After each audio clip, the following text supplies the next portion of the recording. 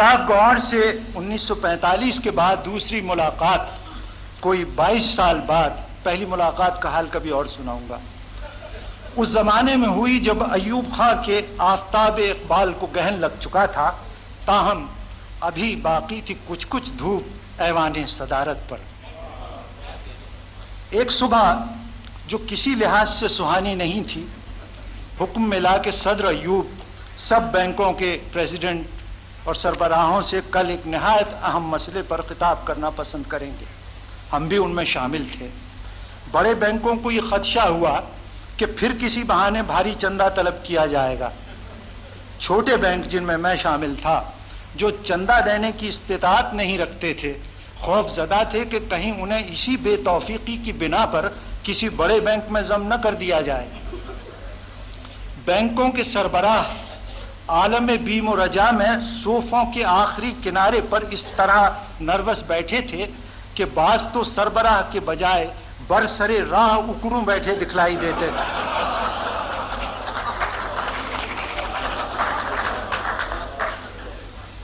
کچھ دیر بعد اعلان ہوا کہ صدر ذیشان تشریف لا رہے ہیں۔ کچھ نے اپنی ٹائی کی گرا، مگر بیشتر نے اپنی اپنی پتلون کو کھینچ کر اوپر کیا۔ گوہر صاحب ان کے ساتھ تھے۔ اس وقت اتنے جوان نہیں لگتے تھے جتنے اب ہیں۔ انہوں نے سب سے ہاتھ ملایا۔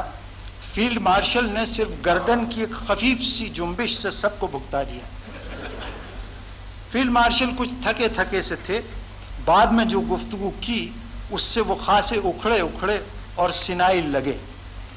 سینیلٹی کی بڑی پہچان یہ ہے کہ آدمی خود کو بالکل نارمل اور پہلے سے بھی زیادہ بہتر محسوس کرتا ہے۔ قریب سے دیکھا تو ایک بات ایسی نظر آئی جس پر ابھی تک کسی نے توجہ نہیں دلائی ہے۔ وہ یہ کہ ایوب خان بلا شبہ بہت وجیح، جامع زیب اور باروب آدمی تھے، مگر ان کا بالائی دھڑ نسبتاً لمبا اور ٹانگیں چھوٹی اور کمزور تھی، ان کی بنیادی جمہوریت کی طرح۔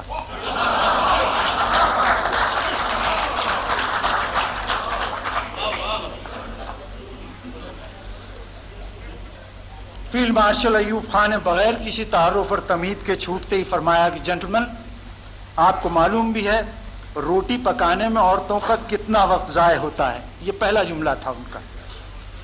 اس پر بعض بینکر نے ایسے محتاط اور مبہم طریقے سے سر ہلائے کہ اس کا مطلب 10 منٹ بھی ہو سکتا تھا اور 10 گھنٹے بھی۔ ایوب خان نے اپنا خطاب جاری رکھتے ہوئے کہا کہ ہمارے ملک میں وقت کی کوئی قدر نہیں، سارا وقت روٹی پکانے میں ہی ضائع ہو جاتا ہے۔ روٹی پکانے کا طریقہ بالکل غلط ہے۔ افسوس آپ حضرات جو اس سلسلے میں بہت کچھ کر سکتے ہیں کچھ نہیں کرتے۔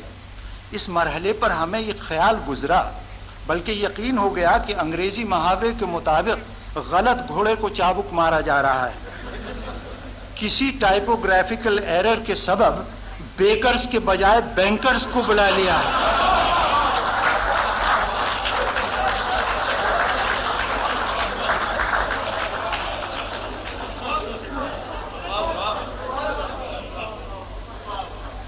لیکن صاحب توبہ کیجئے، کس میں اتنی جرت تھی کہ فیلڈ مارشل سے یہ کہہ سکے کہ ہم نان بھائی نہیں ہیں؟ کچھ اپنے گھٹنوں میں اور باقی ماندہ اپنی بغلوں میں ہاتھ دیے بیٹھے سنا کیے۔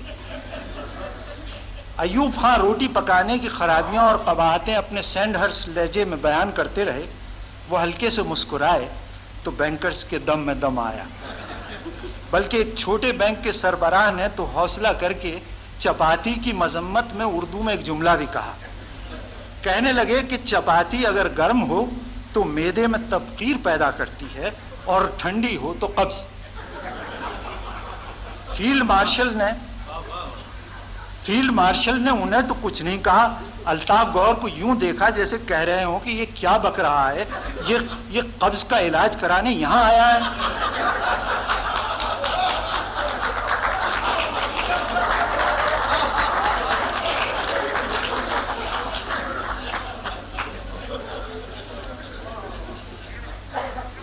تقریر جاری تھی۔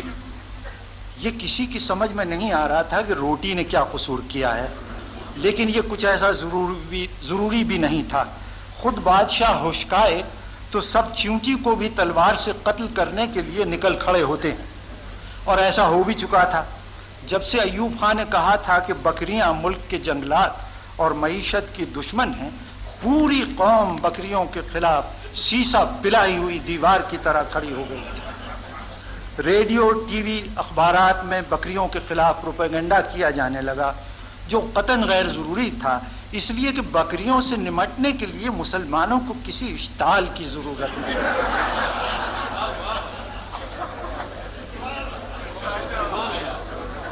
ہم نے آج تک کسی بکری کو فطری موت مرتے نہیں دیکھا۔ فیلڈ مارشل نے یہ بھی کہا کہ عورتوں سے روٹی پکوانا ظلم ہے۔ اس مرحلے پر انہوں نے ایک گھونٹ پانی پیا اور الطاف گوہر نے اپنے بالوں پر اپنے مخصوص انداز سے ہاتھ پھیرا۔ مخصوص انداز سے ہماری یہ مراد ہے کہ وہ بالوں پر آج سے 20-25 سال پہلے بھی اس طرح ہاتھ پھیرتے تھے جس طرح اب کہیں جا کر لندن کی لڑکیوں نے پھیرنا سیکھا، یعنی انہیں مزید بکھیرنے اور الجھانے کے لیے۔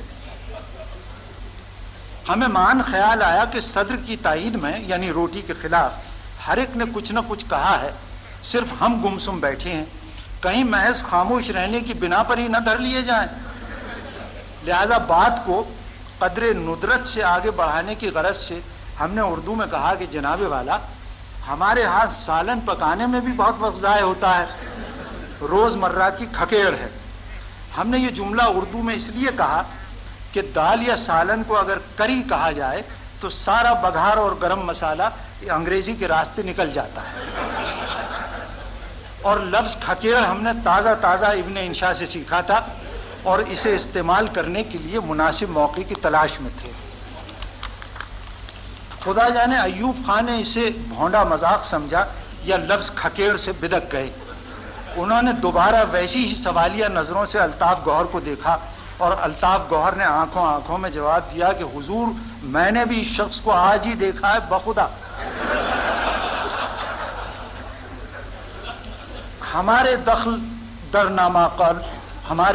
در نامعقولات کے ذرا دیر بعد صدر ایوب نے اصل مدعا بیان کیا۔ فرمایا کہ بینکوں کو چاہیے کہ مشینی طریقے سے روٹی بنانے کے پلانٹس کی درآمد کے لیے بڑے شہروں میں فراخ دلی سے قرضے دیں تاکہ عورتوں کو اس عذاب سے نجات ملے۔ ایسی ہی ایک اور اسکیم کے بعد ہمیں بھی کرب حضوری سے نجات ملی۔ ہم سب ایوان عالی شان کے در و دیوار پہ حسرت کی نظر ڈالے بغیر رخصت ہونے لگے تو الطاف گوہر نے سب سے آخر میں مجھ سے بڑے اتفاق سے ہاتھ ملایا اور اسے دیر تک جھلاتے رہے۔ ان کی آنکھوں میں آنسو تیر رہے تھے۔ جب وہ ہنسی ضبط کرنے کی کوشش کرتے ہیں تو یہی کیفیت ہوتی ہے۔ کہنے لگے، افسوس ہے وہ سالن والی بات ادھوری رہ گئی، پھر کبھی صحیح۔ یہ کہہ کر انہوں نے اینک اتاری اور رومال سے آنکھیں پونچھی۔ یہ تھی ان سے میری دوسری ملاقات، اگر اس کو ملاقات کہا جا سکتا ہے۔ آج ان باتوں پر بڑی ہنسی آتی ہے۔ شیر دلیر ڈکٹیٹر جب ایلس ان ونڈرلینڈ کی بلی کی لمبی دم کی طرح فیڈ آؤٹ ہو جاتے ہیں اور فقط چہروں سے افق تک ایک کھسیانی مسکراہٹ باقی رہ جاتی ہے تو بالکل کاغذی اور کیسے بے ضرر معلوم ہوتے ہیں۔ باکسر کا ناک آؤٹ پنچ کچھ عرصے بعد آپ سلو موشن میں دیکھیں تو یوں لگتا ہے جیسے ایک نرم اور شفیق ہاتھ مخملی رخسار کو سہلانے کے لیے ہولے ہولے قریب اور قریب آ رہا ہے۔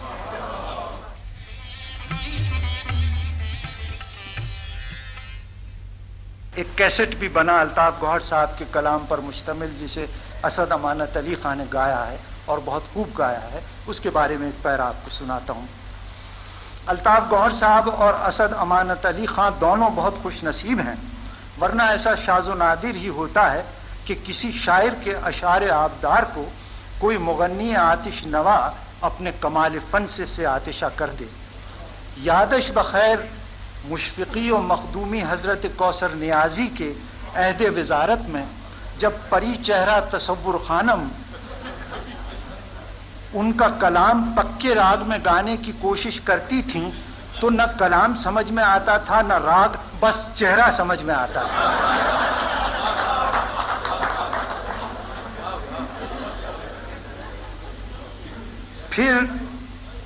پھر جب وہ ٹی وی پر اپنے مخصوص سیکسی انداز میں ایک جھٹکے کے ساتھ اپنی ناک سکیڑتی تھیں تو بس جان ہی تو نکل جاتی تھی۔ ہمارا مطلب ہے مولانا کے کلام کی۔